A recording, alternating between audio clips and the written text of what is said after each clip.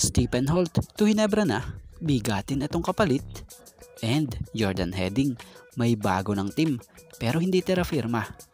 Pero bago nga natin talakayin yan, shoutout po muna sa mga solid nating ka-teammate na sila Yan Celdas, Papa Kiko, Rans Belasa, Romeo Conchada, and GGC Boom.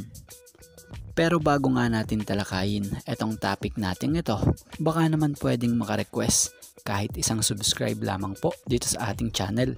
At kung mabigat naman ito para sa inyo, kahit isang like and share na lamang po, malaking tulong na po yon. Salamat po. Lilinawin po natin na hindi po totoo na si Jordan Heading ay maglalaro na sa Terafirma Jeep. Batay sa legit nating nabasa na report, dinanay nga po ni Heading ang rumors patungkol sa paglahok nito sa Terafirma Jeep. So bukod dyan, Heading says that there has been no communication from Jeep's camp regarding the possibility of him joining the squad that chose him during the 2021 PBA Gilas Special Draft. So yun nga po, walang araw po siyang nakakausap na kahit sino or sa kampo ng Terafirma. So yun po, kaya yung lumalabas na rumor kay Heading and Terafirma di po totoo. Dahil ang totoo, si Jordan Heading ay maglalaro sa West Adelaide Bearcats sa team sa NBL 1 sa Australia. So yan nga po bagong team ngayon na paglalaroan itong si Jordan Heading.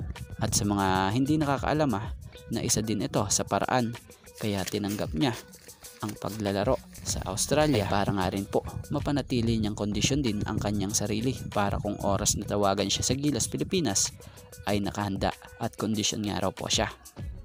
At mapunta naman tayo rito patungkol kay Stephen Holt. Ayon sa nabasa nating post ni Inside of the PBA, Stephen Holt dadayo na sa Barangay Ginebra. Ayon nga kay sports analyst Snow Badwa ay isa nga si Stephen Holt sa mga tinatarget ngayon ng Ginebra. Ito ay dahil injury prone at nagkakaedad na nga daw si Stanley Pringle at LA Tenorio.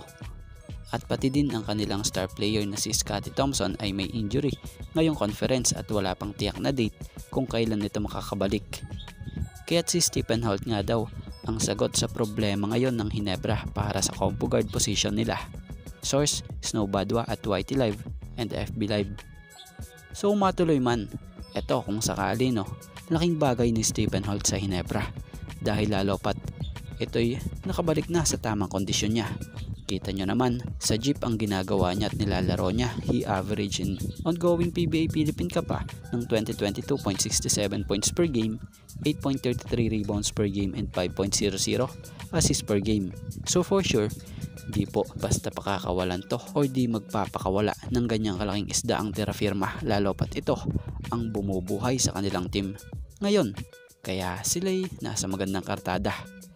Pero maaari itong makuha ng Ginebra para sa opinion natin kung star player rin ang kapalit dito sa Ginebra, 'di ba? Para naman syempre patas lang at walang lamangan, 'di ba? Kayo po, ano opinion nyo patungkol dito?